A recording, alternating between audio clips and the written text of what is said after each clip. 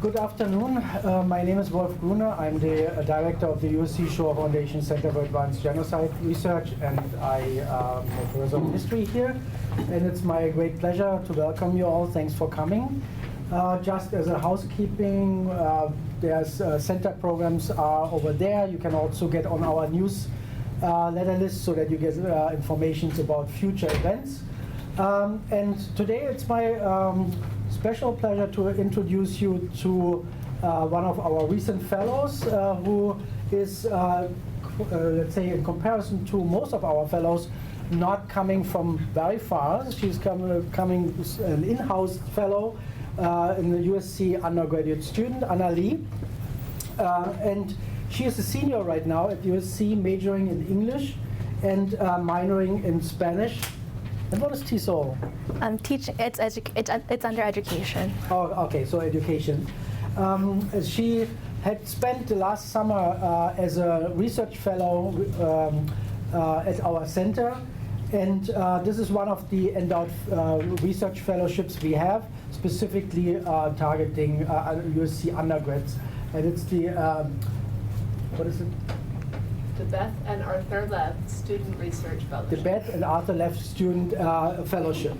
So we are very grateful to the Lev family. And she came to us with a proposal to research the survivors of mass shootings and make a comparison how they cope with the effects of these traumatic events. And Anna Lee will present the results of her research now. And I want just to mention that she also is an intern at Kaya Press and a writer for Daily Trojan. So welcome, Anna Lee.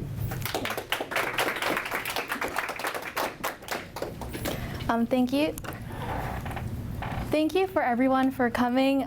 This is a larger audience than I anticipated, so hopefully this will be of some interest to everyone here. Before I begin, I have to acknowledge a few individuals. Without their help, this project would not exist. I want to first thank Beth and Arthur Lev for giving me this incredible opportunity. I also want to thank everyone at the Shoah Foundation and the Center for Advanced Genocide Research. I have been and still am in constant awe of everyone at the Shoah Foundation whose difficult pioneering work elicits hope and healing amidst impossible situations. Particularly, I want to thank Wolf, who in a single conversation incited me to research the temporal distance of memory telling, one of the central motifs in this research. Isabella for her insightful conversations about personal narratives, Martha for her kind hugs and pivotal reminders about the importance of this type of research despite its difficulty, and Badema for her wonderful guidance during each step of my research and her incredible advice that rooted me back to focus during the times I was often lost and confused. Without them, this project would not exist, and I'm forever grateful. Although my past 3 years at USC have been filled with remarkable experiences, my research fellowship at the Shoah Foundation has been the most transformative, yet the most challenging experience I've had thus far. It forced me to reevaluate the status quo of humans' capacity for evil, and it's reaffirmed my humanity in its capacity to love and heal despite the trauma.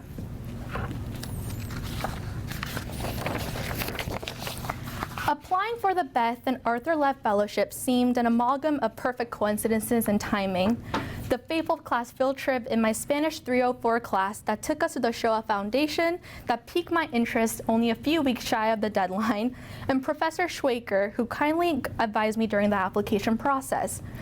But before this, there was October 2nd, 2017, a shooting scare at USC where my friend and I had to hide in the storage room of a nearby Trader Joe's because people told us to run while we're munching on some Mediterranean food.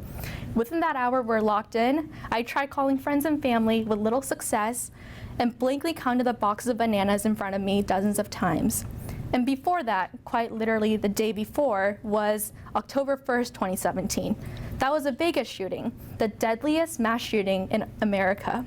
And before that, the Pulse shooting in Florida, and hundreds and thousands of other shootings that robbed countless beloved lives of their future that preceded these events. But amidst so much tragedy rose something unprecedented.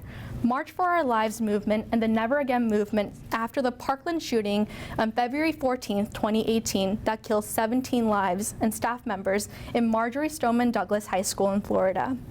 These youth marched for their classmates and teachers who lost their lives that day. They demanded palpable actions, legislation reforms from Washington. It inspired millions across the world, and I happen to be one of them. That sparked my research question. How do survivors of historical mass executions or contemporary mass shootings heal and cope with their trauma by activism? My research question is twofold, and my research methodology had to mirror its structure. The primary aspect focused on the testimonies, the interviews that retold memories of the survivors' mass shooting experience. The latter had to bridge a temporal gap of their trauma in the present and observe the ways survivors coped with their trauma, with their past through activism. There was also a comparative component where I had to reconcile their genocides with more recent shootings in American schools. This alone made my research methodology quite unique. Through the Visual History Archive of the Shoah Foundation, as you can see behind me, I focus on the testimonies of the Rwandan genocide and the Holocaust, particularly in Lithuania.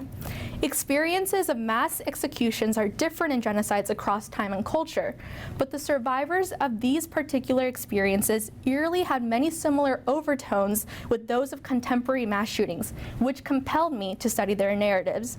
As for the survivors of American mass shootings, I focus mainly on the activists of Parkland and Columbine high schools. The student activism that stemmed from Parkland largely inspired this research project in the first place, but research in Columbine that preceded many school shootings of today provided a comparative model that allowed me to study the temporal distance of trauma on those impacted. This comparison further highlighted the similarities with genocide survivors who were quite removed from their incident by years. Navigating through the Visual History Archive, I searched for the testimonies with the terms mass executions, mass execution survivals, and mass graves, as you can see in this row behind me. I then cross-referenced those testimonies with those that included forms of activism. This proved difficult because activism was not a searchable word in the archive. Instead, I found more abstract terms: human rights activities, human rights organization, attitudes for humanities. Although this was a challenge at first, it forced me to rethink and redefine what activism was and its role in our today's culture. But researching for contemporary activists was much more nuanced. I largely looked at the digital footprint of the individuals, whether that be their media presence via interviews, online work, or social media. I reached out to several individuals who are participating in this line of work and was able to conduct a few remote interviews. The interviews recorded in the Shoah Foundation's archive are extremely comprehensive.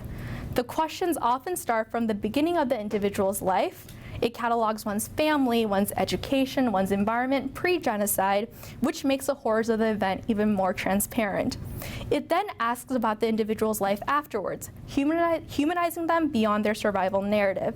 Many interviews online sources of contemporary activists do not conduct the interviews in same depth, which limited my research. It's important to note that my research at the fellowship of the Shoah Foundation was only a month long. The individuals whose testimonies I've observed do not represent an entire group of people subjected to mass executions and mass shootings during these time periods. The results I've gathered and the conclusions I've drawn are from a small pool of subjects whose stories I've chosen to investigate. I'm aware of the limitations of my research. However, this only excites me further because I know research on activism as a healing mechanism will continue to expand, an area of research I hope to participate in the future. In Michael McQueen's The Context of Mass Destruction, Agents and Prerequisites of the Holocaust in Lithuania, McQueen divides the Lithuanian Holocaust and its destruction into 3 stages. Late June to mid-August of 1941 as a phase of terrorization, mid-July through late August of 1941 as concentration, and late August through December of 1941 as mass extermination. Max Curtis, as you can see in this smiling photo, is a Holocaust survivor in Lithuania who was only 18 when he survived a mass execution in his hometown Anykščiai in that precise summer of 1941. Lithuanian soldiers instructed him to stay in the town synagogue with other young and some older men. Then Lithuanian police officers under the Nazi commands divided and ordered some to dig their graves, structurally killing and burying them in the ditch that the victims themselves had dug. Max Curtis witnessed these events. Not long after, he was chosen, just as out of prison, to dig his own grave. The soldiers shot him in 3 places, and he fell into the ditch unconscious. Curtis woke up hours later, buried under warm bodies and blood. He crawled out of the ditch and ran away to the nearby fields, where he narrowly survived with the aid of Veronica Kalenkeni. Living in a nearby fields, she tended his wounds, brought him food and water, and hid him in her attic. Max Curtis's testimony mirrors that of other witnesses in Lithuania. The mission of the Holocaust by Bullets, a project under Yahad Inanum, is to learn from the past so that genocides and mass executions don't happen ever again. This project recognizes the value of eyewitnesses and emphasizes the urgency of their research as these witnesses are inevitably dying. Its extensive research prior to visiting the sites to conduct the interviews, 2,813 execution sites and 6,782 testimonies, thus far continues to be at the heart of its work. In one of its research trips to Lithuania, the team collected an eyewitness testimony from a man named Julie Jonas. He is this man right here. He recalls, and I quote, "I saw 3 men digging a pit next to the synagogue. The white armbanders aimed their guns at them. All of a sudden, they started to shoot the Jews. One German fainted." Julie Jonas was also born in Anykščiai, Curtis's hometown, where he experienced the shooting. The white armbander Julie Jonas mentions is significant. In its feature titled Lithuania's Museum of Holocaust Denial in Tablet magazine, David Katz writes that white armbander was 1941 Lithuanian activist front. There were white armbanded fascists whose pre-Nazi invasion central planning came from Berlin and included a group of high-level Lithuanian Nazis, adherents of ethnic cleansing stationed there in the months before the Nazi invasion of the then Soviet Union on June 22, 1941. Max Curtis's experience lies amidst personal trauma and the junction of historical context and academic scholarship. His survival of a mass execution is oddly similar to those of the Rwandan genocide. Rwandan genocide officially began in April 1994, though hateful rhetoric and its colonization history began long before. During the 100 days the genocide lasted, about 1 million people died. The Interahamwe Hutu paramilitary organization and other Hutu civilians were primarily responsible for killing Tutsis and moderate Hutus. This genocide occurred only 25 years ago, and the country is still reeling from its aftermath. Emmanuel Muhinda, right here, has survived multiple mass shootings in the Rwandan genocide. He was only 9 years old. First mass execution he recollects is a Natarama church massacre of April 15th. He laid in the courtyard of the church, pretending to be dead. In the 3 hours between 2 to 5 p.m., the Interahamwe killed approximately 5,000 people, and he remembers being one of the 7 survivors. Unlike Curtis, he was not unconscious and recollects with accurate detail the destruction he witnessed. He remembers babies being smashed to walls, girls being raped, grenades being blown, and the weapons the killers used: machetes, clubs, the stones from the very church walls. He remembers the hymns that people were singing when the killers entered the synagogue. He never forgot these lines: "There is little time left for the war to end, and we will rejoice." Natarama Church Massacre is one of many massacres during the Rwandan genocide. Within the Visual History Archive, the indexing term Natarama Church yields 6 testimonies, including Muhinda's. Though I did not watch all 6, some are in the point of view of the rescuers, others from that of the survivors. In another website, rwandanstories.org, Natarama Church murder is also memorialized through 3 other testimonies from the survivors. Now the church serves as a genocide memorial center in Kigali. And these are the photos that are in the memorial currently. These photos are posted by its visitors. They display poignant scenes, its mass graves, and the original building within the church. The transformation from a site of mass killing to a memorial for the public harkens back to the question of memory, which further complicates this issue.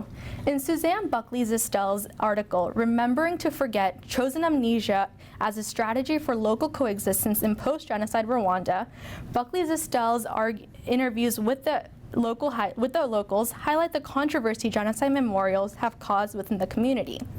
The interviewees emphasize that both Hutu and Tutsi died, but the memorials often commemorate only the Tutsis who passed. Buckley-Zistel writes, and I quote, "This shows a clear divide in what version of the past different groups of Rwandans consider appropriate. While some prefer exclusively to recall the genocide of the Tutsi, others insist that all suffering needs recognition. This further complicates the notion of memory in a post-genocide society, a recurring trope." Daniel Nzimwe, another Rwandan genocide survivor, was only 5 years old when the genocide occurred. He answers most of his interviewers' questions with, "I don't remember," except an account where he witnessed his mother being killed in a church while he stood by her side at the age of 5. He had older siblings who he was reunited with post-genocide.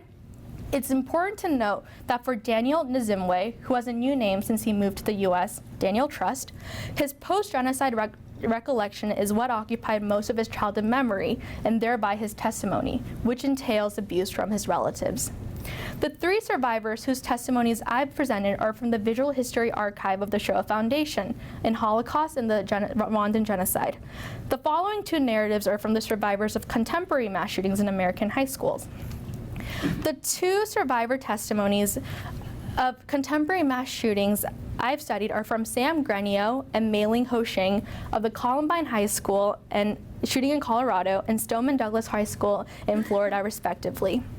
The student activism after the Parkland shooting has been one of the impetus for me to research this topic, but doing a comparative analysis with the Columbine High School shooting allowed me to explore facets of activism I haven't considered before.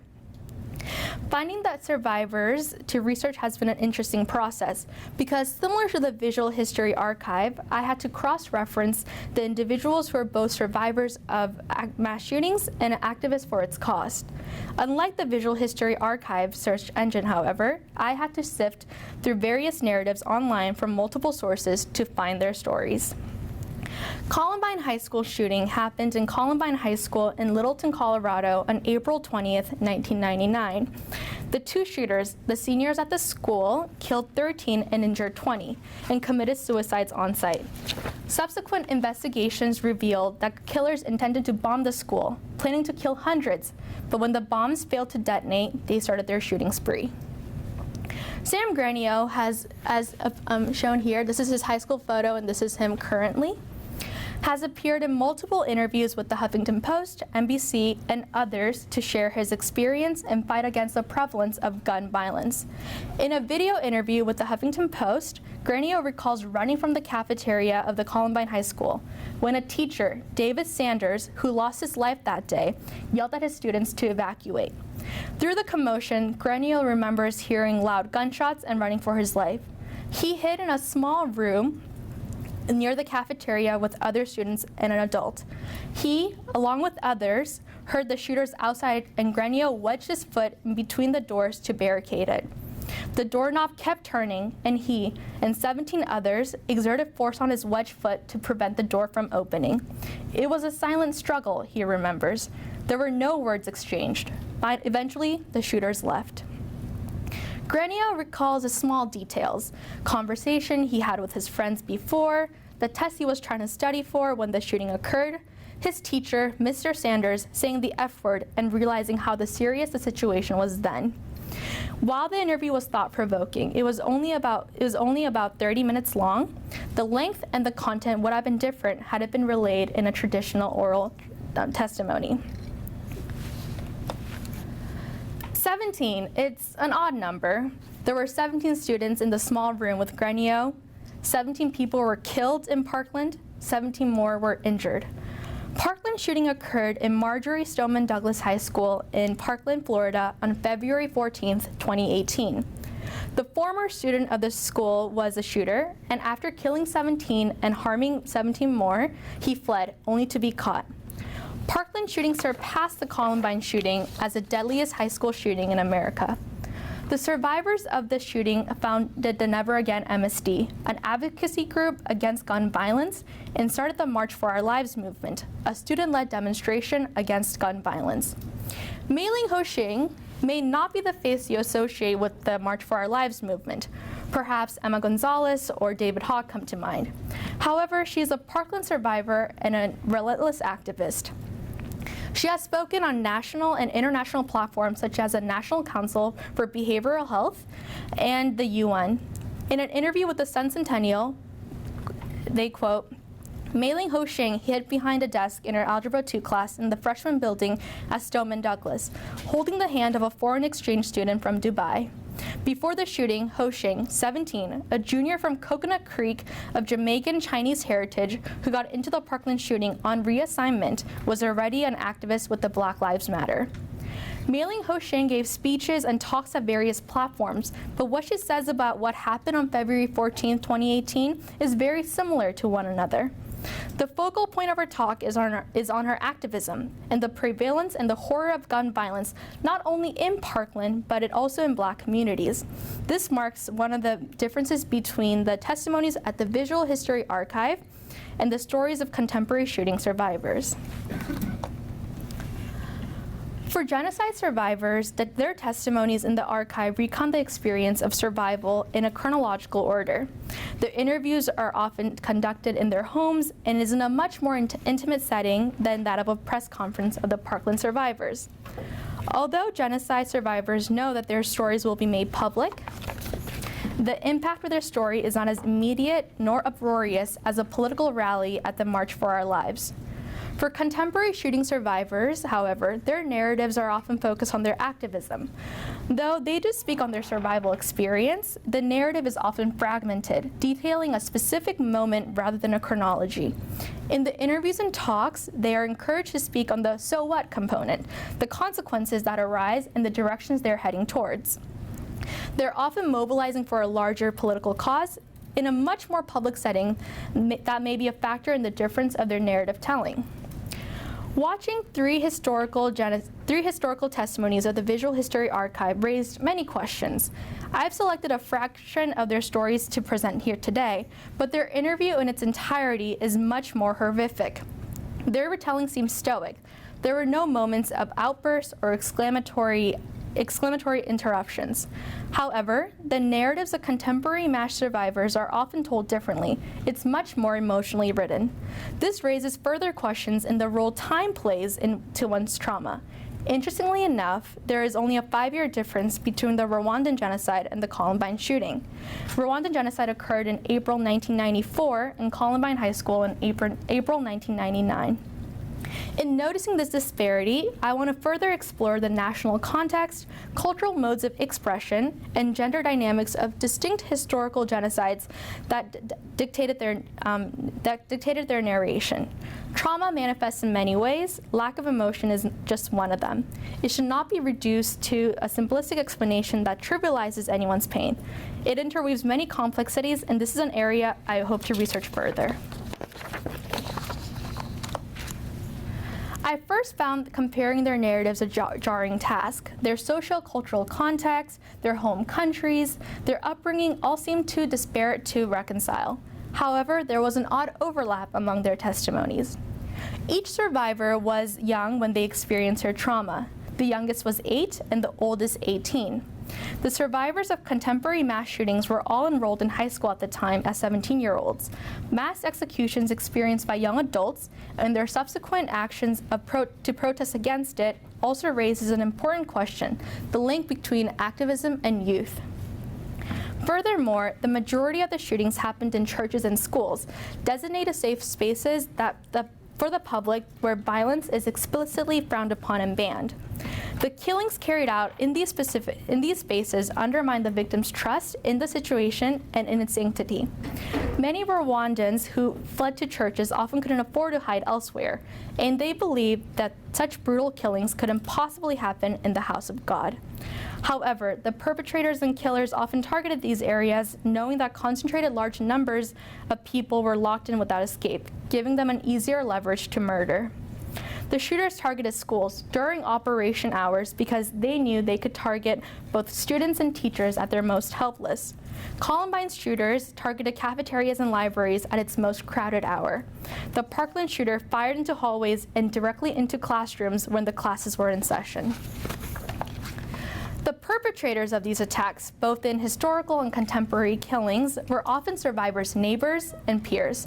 Max Curtis distinctively remembers that Lithuanians were the executors of the massacres ordered by the Nazis. In Rwandan, Hutus and Tutsis, despite their contentious relationship prior, lived in relative harmony with one another. Emmanuel Muhinda, and another Rwandan survivor, Console, remembers that those who came to murder them were their neighbors, friends, and students whom their parents taught. For both Columbine and Parkland shooters, they were current students and a former student, respectively. Sam Grenio even recollects being friends with one of the shooters when he was younger, though they lost touch after grade school. The eyes of youth, the violation of a safe, sacred space, the close proximity with the killers, these factors makes it almost impossible to reconcile with the trauma, but activism has been the key to uncover it.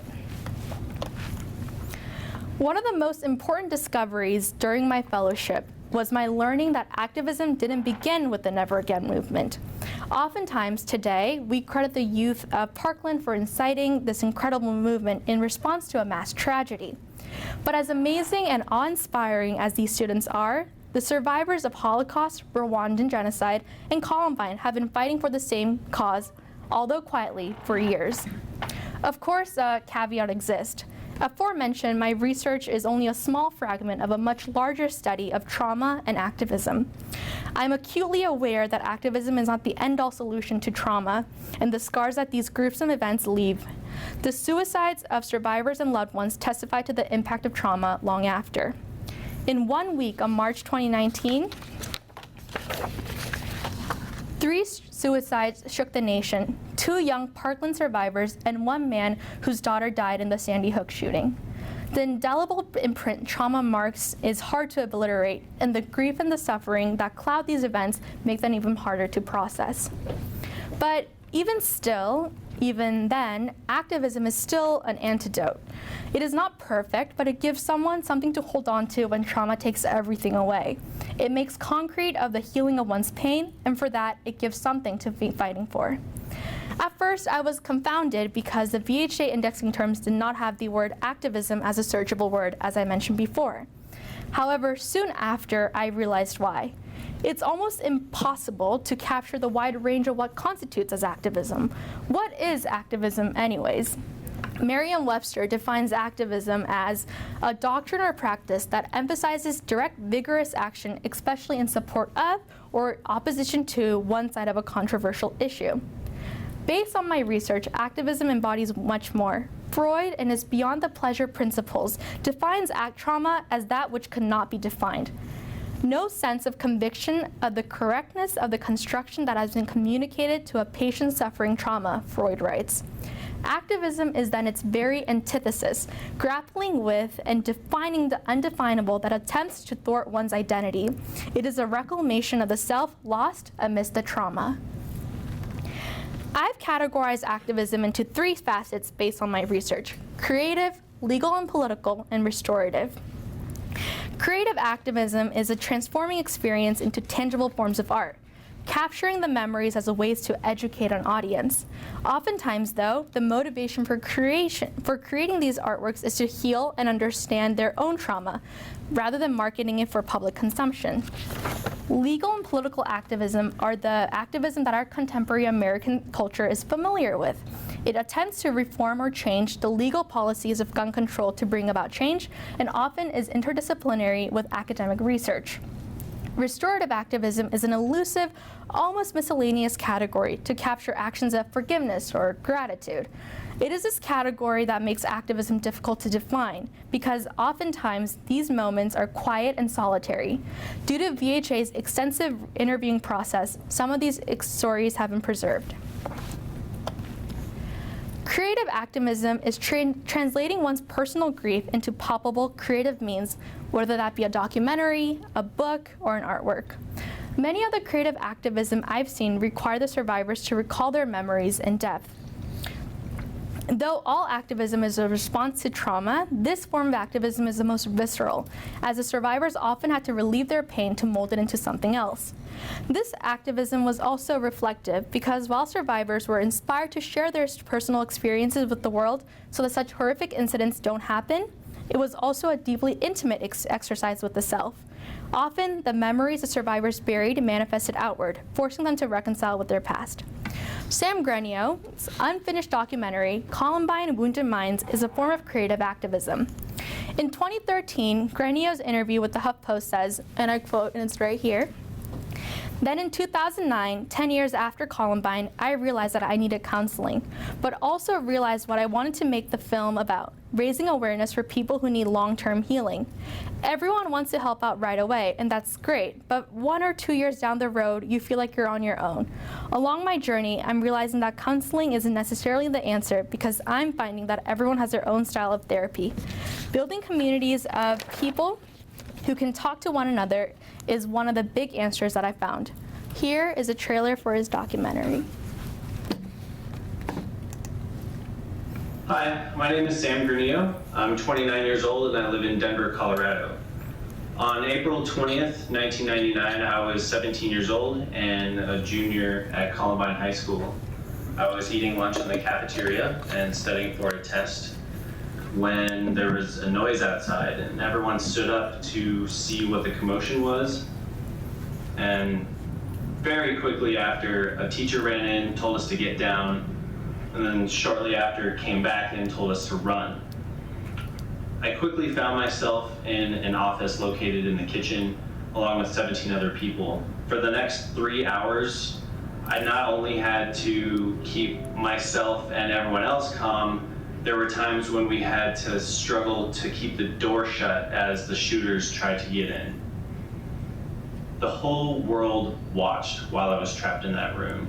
The magnitude of this event was immediate and worldwide, and my life hasn't been the same ever since. The voice you're about to hear is excerpts from a spoken word performance by Henry Rollins given that same evening of the shootings, and he touches on that subject. This documentary that I'm making is about finding counseling for those who still need it, like myself.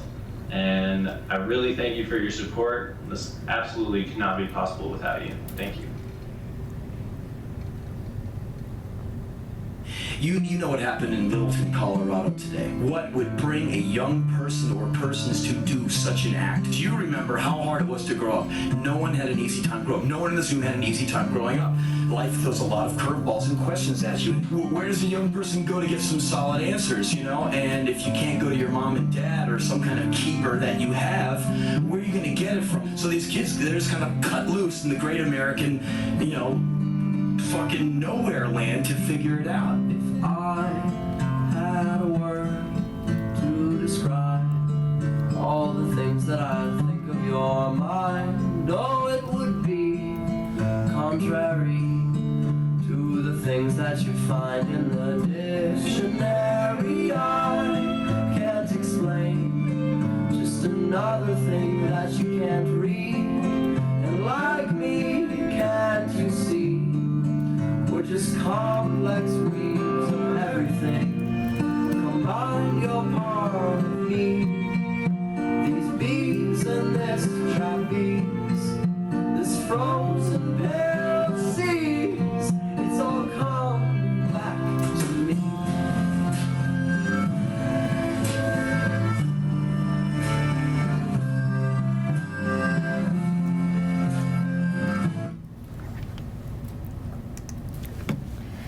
The website woundedminds.com does not exist anymore. The only remnants of this documentary are its videos and its Facebook page. Although its most recent update, a 2018 post about March for Our Lives among the Columbine survivors, we use the past and present, the actual documentary does not exist.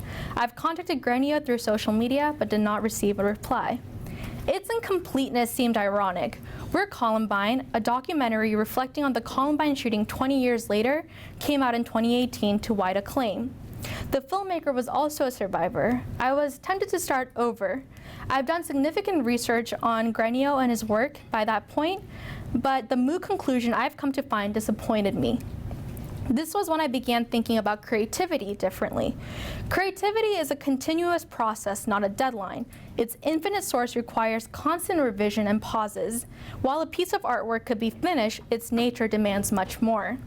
Grenio's documentary is then an emblem of creative activism. Like the trauma he battles, the individual's creative conscience, as its continuous response, should also be at work too, constantly. Creativity, especially in its tendency to heal, is not a means to an end, it's a work in progress. Max Curtis, the Holocaust survivor in Lithuania, was an artist by trade when he moved to the US. I've tried to find his artworks, contacting a friend who's writing his autobiography, perusing parts of Sydney Woman's The How Dark the Heavens, a memoir by Curtis's friend, excavating the Cleveland's online art archives. At the end, I could not find his post-war art collection. But that incompleteness on my end is a very fuel that pushes me to investigate further, like the soul of creativity itself. Legal and political activism is the activism that many of us are familiar with in this day and age. It's a form of activism advocating for a policy change so gun violence won't take any more lives away. It's exemplified among Parkland survivors, and the student whose activism I've studied is Mei-Ling Ho-Shing. Mei-Ling Ho-Shing is a tour de force. Her intersectional activism championing both Black Lives Matter and March for Our Lives has been the trope of her numerous media appearances.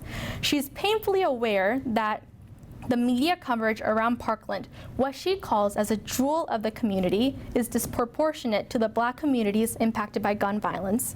This is her talk at the National Council of Behavioral Health earlier this year. I'm only going to play a clip as it is a quite long video, so.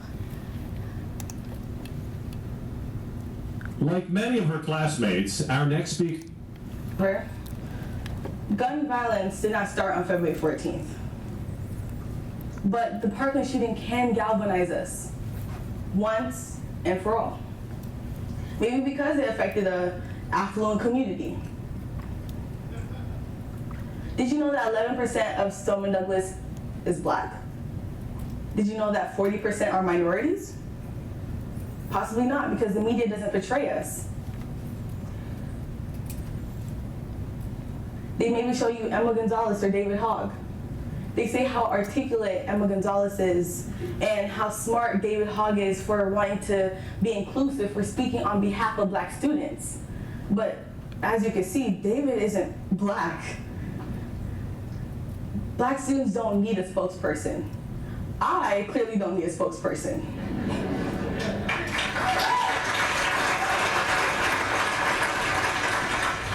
We need to show our own perspectives. And because of the MSC shooting, a lot of voices are being heard. Since Columbine, 19 years ago, there has been 85 school shootings, 283 deaths. And out of those deaths, 17% of them were African American. Out of the 17 that were fallen, one of them was Black. Helena Ramsey, my friend. Rest were Caucasian, Hispanic, Asian, Italian. So as you can see, gun violence can affect anyone. Therefore, the movement needs to look like everyone. It needs to include people like me, people who don't fit neatly into a box, but don't want to leave school in a box. Keep in mind that trauma does not end with a shooting. It stays with you. And unlike the media, it doesn't seem to see race. I may have PTSD for the rest of my life, and it's not enjoyable. sounds of fireworks, gunshots in movies, screaming, yelling, running. That'll be the clip I will play for you today. Parkland students are also in dialogue with Columbine survivors. Mei-Ling Ho-Shing talked with Connie Sanders, she's right here, the daughter of late Dave Sanders, who lost his life saving students like Sam Grenio and hundreds of others as a teacher at Columbine. In a poignant conversation, Connie Sanders tells Mei-Ling Ho-Shing that, quote, "My dad would be so proud." Columbine survivors seem apologetic for all that they failed to do, but resolute that Parkland survivors will achieve their goal. The space of collective and generational grief and loss was made even more memorable, as it was documented in the 20th anniversary of Columbine shooting, April of this year. I was also fortunate to have interview with Matthew Casey, a member of the National March for Our Lives Congress, a former LA branch leader for March for Our Lives, and a college freshman. He was already part of the Black Lives Matter movement before becoming part of the March for Our Lives. He faced personal tragedies of gun violence, and that has been a large reason why he has joined the movement in the first place. His former position as a LA lead entailed, quote, "to mobilize LA youth, specifically Black and brown youth, being that they are the most affected in Los Angeles, to help gun violence nationwide." His current role as a member of the National March for Our Lives Congress involves similar role to extend this activism toward Black and brown students nationwide, as he emphasized. The junction of Casey and Ho-Shing's intersectional activism emphasizes advocating for marginalized communities whose tragedies have been far too overlooked by the media. By being the voice for the March for Our Lives, these activists can also vocalize concerns that are deeply personal to them. Contemporary activism advocates for intersectionality that is indicative of the social awareness that youth of our generations has. Restorative activism is a subtle, undefined category that further expands activism as a healing force. It's difficult to define because its demarcations aren't as restrictive as others. It's a belated thank you, a commitment to live in the dignity of those who passed, a self-reconciliation with the trauma of the genocide. Its actions aren't often loud or boisterous. Its moments are quiet, deeply personal, and intimate. Max Curtis was looking for Veronica Cullen Kenny all his life to thank her. In 1996, 2 years before this testimony was filmed, he had an opportunity to go back to his home country, Lithuania, with the help of Michael Livinson, a man who discovered Max through Sidney Owen's book, autobiography, How Dark the Heavens. When he went back, he looked for Cullen Kenny and eventually found her. It was recorded in a film, and the local news got involved in filming in their union. This is what happened after Max Curtis revealed to her that he is Moke, his birth name. The movie. And then we start kissing, and we start getting more closer to each other. And I told her, I said, I'm going to help her any way I can, and I'm still in contact with her. You know, in writing, in pictures, and I'm sending her every month, every couple of months, I'm sending her money. Because she said she's getting $40, she's getting something $50, $40 a month pension. I said, that money I'm going to send you every month, every couple of months. She didn't want to accept, when your son-in-law was there with her. They don't want it. They don't want to accept. I said, you don't do that. You don't do that for you. You do that for me, for I can help you to appreciate what you've done. The joy that he exudes is a subtle power of restorative activism. Emmanuel Muhinda, a Rwandan genocide survivor, does not believe in the Gacaca courts, a federal post-reconciliation effort that promotes forgiveness among the victims and acknowledgement of guilt among the perpetrators. After attending one Gacaca hearing and seeing people denying the killing when there were clear witnesses who saw it, Muhinda said that he would never return to Gacaca courts. He said, and I quote, "There is no punishment that could bring back those who perished." He thinks, once again I quote, "It is better to forget it and build himself a new life." In this new life, he acknowledges that those perpetrators will be judged by their own conscience. Muhinda encourages the other survivors to live with the dignity and honor of those who passed and to have hope. This is Muhinda talking about his post-genocide efforts. Ab'intwari bakore cyane kurusha abandi babinyangamugayo kuko ikintu cya mbere twebwe kituma tugomba gukora cyane tugomba gukora tukereka abantu ko tutasigariye ubusa, tugomba gukora tukereka abantu ko ibyo ababyeyi bacu bari buzageraho cyangwa bateganya gukora twebwe tubishoboye twabikora, tubahesha agaciro, tubinyangamugayo, twitanga cyane mu byo dukora.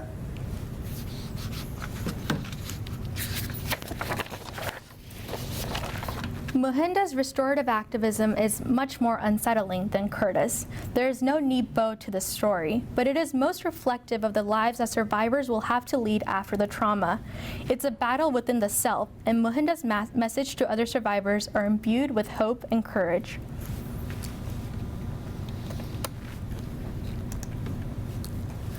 My original research question was, how do survivors of historical mass executions or contemporary mass shootings heal and cope with their trauma through activism? It is difficult to categorize the individuals as healed. It's not a visible physical scar that doctor visits can cure. There is no definite marker to decide whether someone has healed from a mental trauma that haunts them. From my research data, I don't think any individual has completely healed from their experience, but they've won the battles of every day, reckoning with their past through activism. Activism gives them a purpose, serves as a reminder that amidst the unfathomable, something beautiful and good has emerged, can emerge, and will emerge.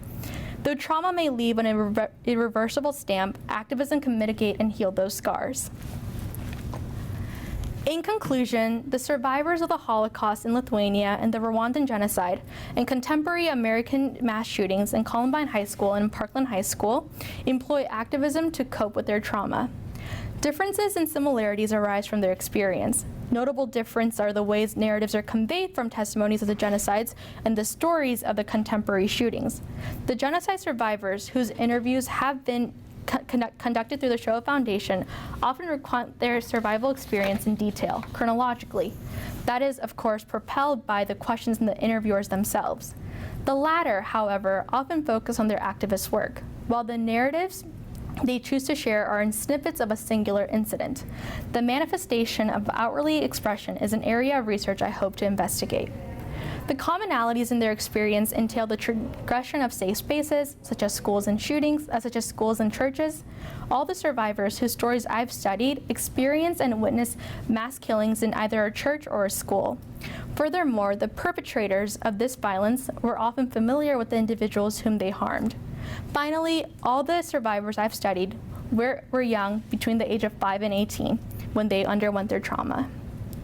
Activism is a very antithesis to the undefinable that is trauma, and it manifests in three ways: creative, legal and political, and restorative. Although these three forms of activism are extracted from specific testimonies and individuals, there's a larger form of activism that embodies the stories I've shared. That is narrative and academic activism at large. Visual History Archive and the Shoah Foundation concretize and exemplify this activism, because by recording and listening, the archive preserves what will soon be lost. That loss is irreparable, and in its mission to remember and to educate, they battle the inconsolable past and fight for peace for and with the generations to come. I am so lucky to have taken part in a small fraction of the research at the Shoah Foundation. This is my activism too. Through watching and reading and writing, I was able to be part of a larger discourse of youth against gun violence, although in an unusual approach. I am convinced that there are more avenues and definitions of activism, which I hope to pursue in the future. I hope to study more narratives and testimonies to answer many of the questions I've raised here today. This is imperative because since my fellowship in May, there have been hundreds of gun deaths in the US alone.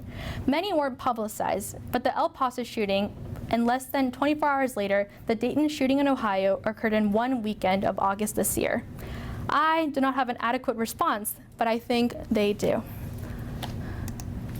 The impression that what you're hoping to do is, by tapping into the network of other survivors, find your counseling there. Yeah, I've found a lot of answers with every single person that I've talked to. Ocean says activism is helping her cope. It's hard. Like I said, we still have to go to school every day and there's a missing seat, or we don't have a culture, we don't have a teacher. It's still really hard, but it is our motivation to keep fighting. So going back was very tough for me, but it also healed me because I made peace with some of the people who had done me wrong in the past. And so forgiveness is a huge thing for me. That's why I'm here today, because I've been able to do a lot of forgiving. In a way. Barutka Misonati, Veronica Kalinkeli is your name now. She was the which lady was she? That is the lady who helped me when I was sitting in your house on the attic. After you had been shot? After I was shot, yeah. And I was looking for you all my life to thank you what you done to help me. Umuntu wese numva ufite ubushobozi yagira ikintu akora kugira ngo aba bantu bapfuye physiquement ariko na moralema badapfa, abasigaye badapfa, tutiheba, tugarura ubuzima bukomeye. Mbese abantu bose bagerageza bari uburyo turebe ikintu twakora muri duke dufite, turebe ikintu twakora. Thank you.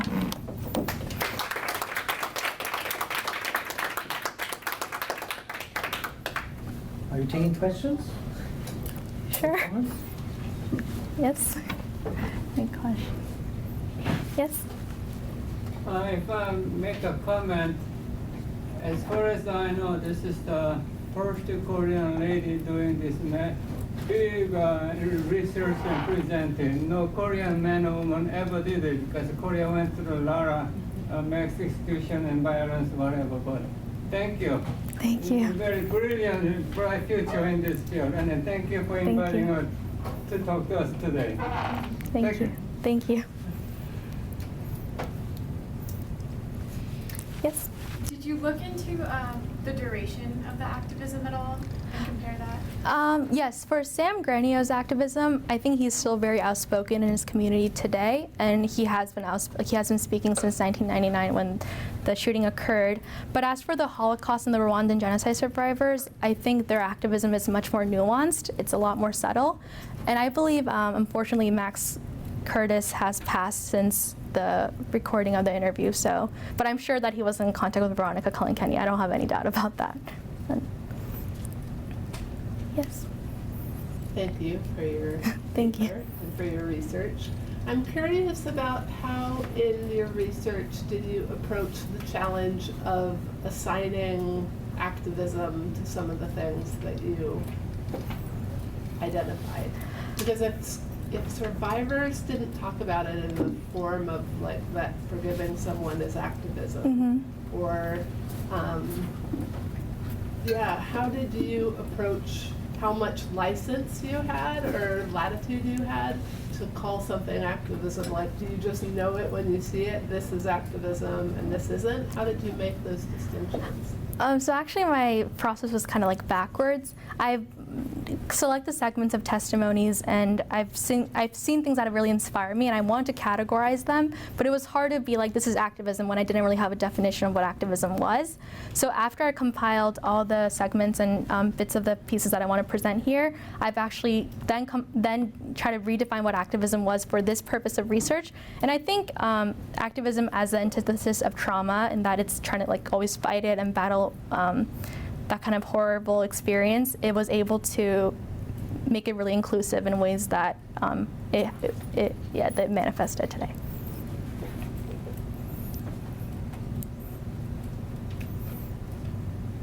Yes. So you mentioned 2 times during your talk that you want to kind of pursue more research. What is the kind of, where are you going with this, or what do you want to do? That's a big question for me as well. But I think this past month at the Shoah Foundation really makes me want to look at this academically, because I feel like a lot of us are always so emotionally invested and we're always sending thoughts and prayers, but there seems to be not much academic research on it. So I don't know, we'll see where that takes me, but I'm not sure. Grad school? Maybe in the future, perhaps. I want to pursue grad school, but yeah. Yes? Thank you very much. I enjoyed it very much. Thank you. I was wondering about whether you, maybe in your future research, you may want to look at the Armenian genocide recognition and its activism, because it has been denied for just since the 1915. Yeah, oh, sorry. Some survivors had to deal with this injustice along with the healing. So maybe it may contribute your research further as a test case, because it's kind of in a way, it's kind of a way to heal, but sometimes it's also the frustration. You know, when I listen to some survivors, they all complain about this injustice, Mm-hmm. and it shows that they really couldn't deal with their trauma or their healing. Yeah. So maybe it can really contribute to our research.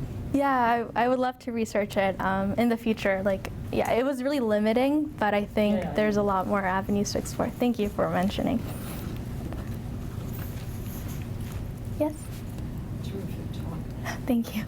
I would like to point out some of the distinctions between people that survive mass shooting in the United States and people that survive genocides.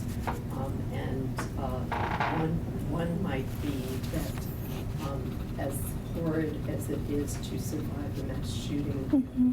typically you have a home to go back to, and very frequently there are siblings or parents or aunties and uncles in that home. Mm-hmm. And you may feel that they did not understand what you went through, that you can barely communicate to them that horror, but they are there and there's a home.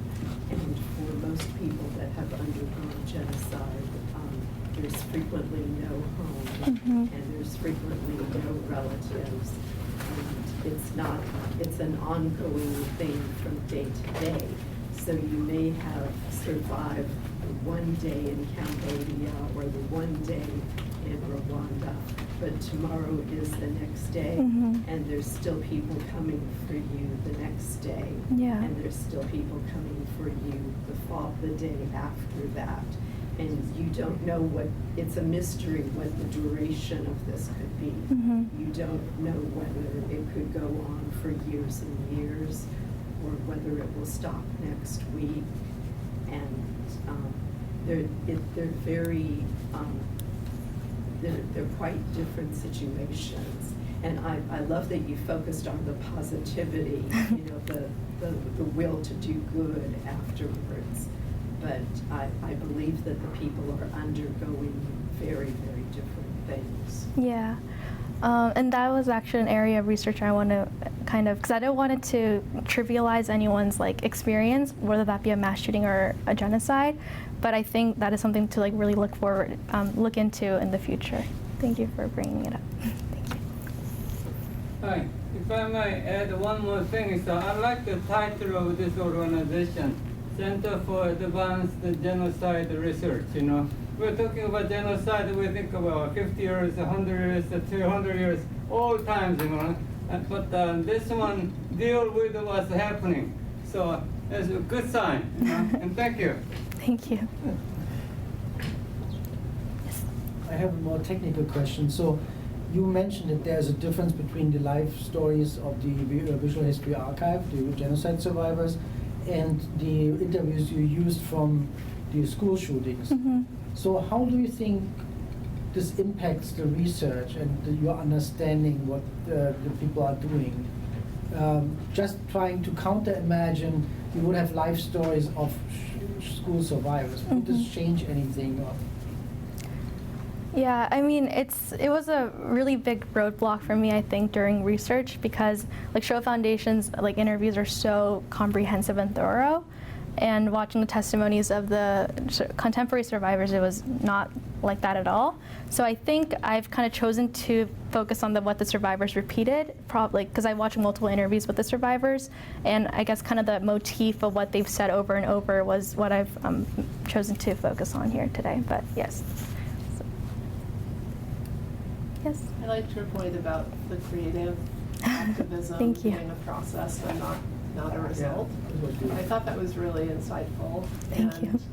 I wonder about, you said early on in your kind of discussion of activism that activism gives survivors in both context, Mhm. something to fight for. Mm-hmm. And from the research that you did and the interviews that you watched, does it matter whether they achieve that thing that they're fighting for or not?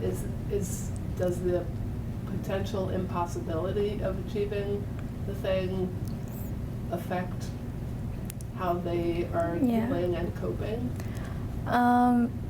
Yeah, I think that was also a question that haunted me throughout the process, because I don't know what complete healing means for these survivors of these experiences. So I don't want to speak on behalf of them, but I think the end clip that I played, like compiling of the people I've studied, I don't know, that's their answer, I suppose.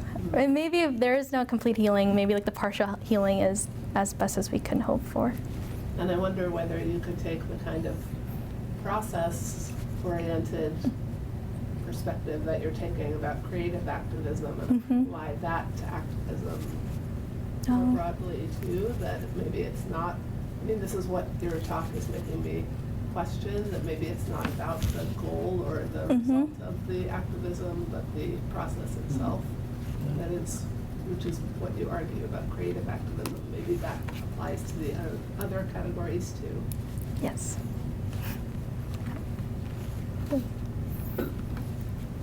Any more questions? Then we thank Anna. Thank you.